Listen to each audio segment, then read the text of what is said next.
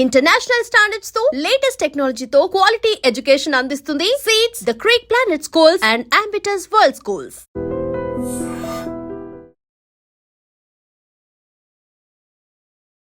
Hi hello నమస్తే, welcome back to వైడ్రీమ్ media. ఈ రోజు మాతో పాటు ఉన్నారు స్టాక్ మార్కెట్ అనలిస్ట్ అయిన గురుప్రసాద్ గారు ఫ్రమ్ గురుప్రసాద్ అకాడమీ. ముఖ్యంగా రీసెంట్గా చూసుకున్నట్లయితే స్టాక్ మార్కెట్స్ అనేవి ఆల్ టైమ్ హై అనేది టచ్ చేసాయి. ఇక మార్కెట్స్ మరి ఇదే ఊపులో వెళ్తాయా? ఏదైనా ఇంపాక్ట్ బయట నుంచి వచ్చే ఛాన్స్ ఉందా? అంటే గ్లోబల్ ఫ్యాక్టర్స్ కారణంగా ఉండొచ్చు, అలాగే మనకి క్వార్టర్ రిజల్ట్స్ ఉన్నాయి, బడ్జెట్ ఉంది నెక్స్ట్, అలాగే నిఫ్టీ 50 కూడా ఒక కీలకమైన మార్క్కి గురవుతుందని చెప్తూ ఉన్నారు. అవేంటో తెలుసుకుందాం గురుప్రసాద్ గారి మాటలోనే. Let's go. నమస్కారం సార్. నమస్తే sir. First of all we are thankful sir, ఈరోజు వచ్చారు మా కోసం. Yes sir. And market Yeah. All time high touch అయ్యాక కూడా చాలా పాజిటివ్గానే వెళ్తుంది, ఇంకా పాజిటివ్గా ఎదుగుద్ది అని కూడా చాలా మంది చెప్తా ఉన్నారు అనలిస్టులు అందరూ కూడా. ఏ కారణాల వల్ల ఇది ఇంకా పాజిటివ్గా ఉండే ఛాన్స్ ఉంది?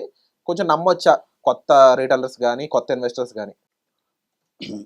ఫస్ట్ ఆఫ్ ఆల్ టైమ్ అయి వచ్చి బ్రేక్ అయింది వచ్చి ఒక శుభ సూచకం. ఎందుకంటే it's a very very important value. 26,277.35 అనే వాల్యూ చాలా ఇంపార్టెంట్. లాస్ట్ ఇయర్ సెప్టెంబర్ 27వ తారీఖు 2024 ఆ రోజు వచ్చిన ఐ లాస్ట్ వీక్ మనకి బ్రేక్ అయింది.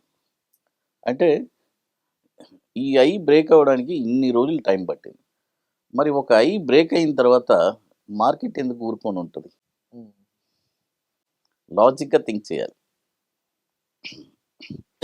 పులి అన్ని రోజులు వేట కోసం రెడీగా ఉంది.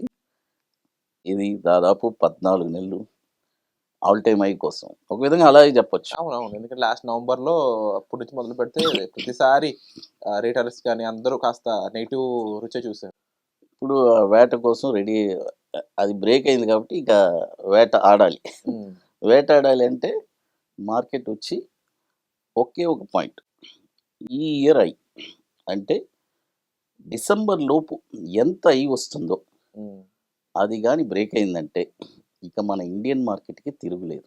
అంతే అంటారు. అంటే ఏ కారణాలు, ఏ రీజన్స్ ఇంపాక్ట్ చేస్తున్నాయి అలా హైకి వెళ్ళడానికి? కారణాలు మన ఇండియన్ ఎకనామీ బాగుందండి. చూడండి, మన ఇండియన్ ఎకనామీలో రీసెంట్గా ట్రంప్ గారు ఎన్నో మనల్ని ఇబ్బంది పెట్టారు. అవును. ట్యాక్సెస్ వేశారు, మన H1B అన్నారు, మన ఇండియాకి వచ్చి చాలా ఎఫెక్ట్స్ ఇస్తూనే ఉన్నాడు. అయినా కూడా మన మార్కెట్స్ పాజిటివ్గానే రియాక్ట్ అయ్యి ఏదో ఆ టైంలో కొద్దిగా ఆ టైంలో వచ్చి ఒక స్లాగ్నెస్ అనేది ఉంటుంది. జస్ట్ చూడండి, ఎప్పుడైనా ఒక న్యూస్ వస్తే ఎంతసేపు ఏడుస్తారు? పొద్దాకా ఏడుస్తారా? లేదు. అరగంట తర్వాత ఎవరి పనులు వాళ్ళు. అలాగే మార్కెట్ కూడా ఆ టైంకి ఎంత మనము రియాక్ట్ అవ్వాలో రియాక్ట్ అయ్యి తర్వాత వెళ్ళిపోతుంది. అదే కారణం. అయితే ఎకనామీ బాగుంది. గవర్నమెంట్ వచ్చి ఇది 3వసారి బీజేపీ గవర్నమెంట్. అప్పుడు గవర్నమెంట్ పాలసీస్ అన్నీ అలాగే కంటిన్యూ అవుతుంది. ఎప్పుడు ఒక గవర్నమెంట్ ఉన్నప్పుడు ఇంకో గవర్నమెంట్ మారేటప్పుడు ఏమవుతుందంటే ఆ పాలసీస్ కంటిన్యూ అవుద్దని తెలియదు. బట్ ఇక్కడ చూడండి, ఇది 12వ సంవత్సరం. అంటే ప్రీవియస్ పాలసీ అన్నీ అలాగే కంటిన్యూ అవుతున్నాయి. మన ఈ 10 ఇయర్స్లో ఇండియా వచ్చి ఎనార్మస్ గ్రోత్. ఒక 10 సంవత్సరాల ముందు మనం ఇలా కూర్చొని మాట్లాడాము, ఇప్పుడు ఈరోజు మాట్లాడతాం. అంటే అంత డెవలప్ అయ్యి మీడియా పెరిగింది, సోషల్ మీడియా పెరిగింది, ఇవన్నీ డెవలప్మెంట్స్. డొమెస్టికల్గా మనకి చాలా ఇన్నోవేషన్స్, అలాగే పని పెరిగింది, రెవెన్యూ పెరిగింది. ఇదే మెయిన్ రీజన్ అంటారా? డెఫినెట్గా. ఎందుకంటే ఒక కంట్రీ వచ్చి ఒక కంట్రీ యొక్క వాల్యూని ఎలా ఎవాల్యుయేట్ చేస్తారంటే, ఇప్పుడు ఎవరైనా ఫారినర్స్ వస్తున్నారు, బల్క్గా కొన్ని లక్షల కోట్లు ఇన్వెస్ట్మెంట్ చేయాలని అనుకుంటున్నారు. ఫస్ట్ వచ్చిందా మన ఇండెక్స్ చూస్తారు. వీళ్ళ ఇండెక్స్ ఎక్కడుంది? వీళ్ళ ఇండెక్స్ వచ్చి బాగుంది, పెద్దగా వచ్చి డ్రాప్ లేదు, గ్రాడ్యువల్గా గ్రో అవుతుంది. అందుకనే మనది వచ్చి ఎమర్జింగ్ మార్కెట్స్ అంటారు. కానీ ఇప్పటికీ ఇండియన్ స్టాక్ మార్కెట్ ఎఫ్ఐఎస్ మీద డిపెండ్ అయి ఉంది. వాళ్ళు అటు ఇటు అయితే మన మార్కెట్ కూడా అటు ఇటు అవుతుంది అని చెప్పేసి అనే వాళ్ళు కూడా ఉన్నారు. ఎఫ్ఐఎస్ వచ్చి టెంపరీ అండి.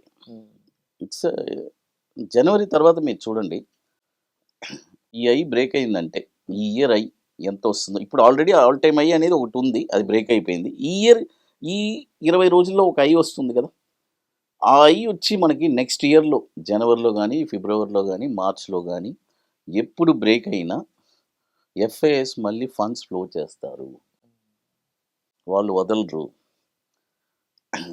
డెఫినెట్గా మళ్ళీ చూడండి, ఎఫ్ఐఎస్ సెల్లింగ్లో ఉంటేనే market all time high break అయింది. ఎఫ్ఐఎస్ సెల్లింగ్లో ఉన్నారు ఫుల్గా, మరి ఆల్ టైమ్ హై ఎందుకు బ్రేక్ అయింది? ఎఫ్ఐఎస్ సెల్లింగ్లో ఉన్నప్పుడు ఆల్ టైమ్ హై బ్రేక్ అవ్వకూడదు కదా.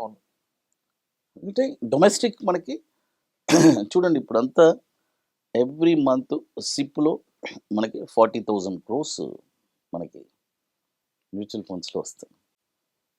మన ఇండియన్ ఇప్పుడు అవేర్నెస్ పెరిగింది. అవును. స్టాక్ మార్కెట్లో ప్రతి ఒక్కరు సిప్ సిప్ సిప్, తెలియని వాళ్ళు కూడా సిప్ అంటున్నారు. ఎందుకంటే చాలా సేఫ్ ఇన్వెస్ట్మెంట్గా కనబడుతుంది, బ్యాంక్ అంటే కొద్దిగా ఎక్కువ రిటర్న్స్ వస్తుంది. బట్ స్టాక్ మార్కెట్ ఇంకా ఎనార్మస్ రిటర్న్స్ అనేది వాళ్ళకి తెలియదు. నో ప్రాబ్లం, వాళ్ళు అందరూ అలా ఉంటేనే స్టాక్ మార్కెట్లో సంపాదించగలరు. సో అలాగే మీరు కూడా ఇప్పుడు మార్కెట్స్ గురించి మీరు చాలా మందికి మీ ద్వారా తెలిసిన వాళ్ళు ఉన్నారనమాట. ఇప్పుడు మీరు పెట్టే ఈ వర్క్షాప్స్ కారణంగా ఇప్పుడు 32వ వర్క్షాప్ కంప్లీట్ చేసుకున్నాము. ఎలా జరిగిన ఎక్స్పీరియన్స్ ఎలా ఉంది? 32 వర్క్షాప్ అంటే ఆషామాషి కాదు, అంతమంది ఎలా డీల్ చేస్తున్నారు కొత్తగా మళ్ళీ? లేదు, ఇంకోటి కూడా అనౌన్స్మెంట్ చేసేసాను మొన్న, ఒక మీడియాలో కూడా చెప్పాను, మన దాంట్లో కూడా చెప్పేస్తాను.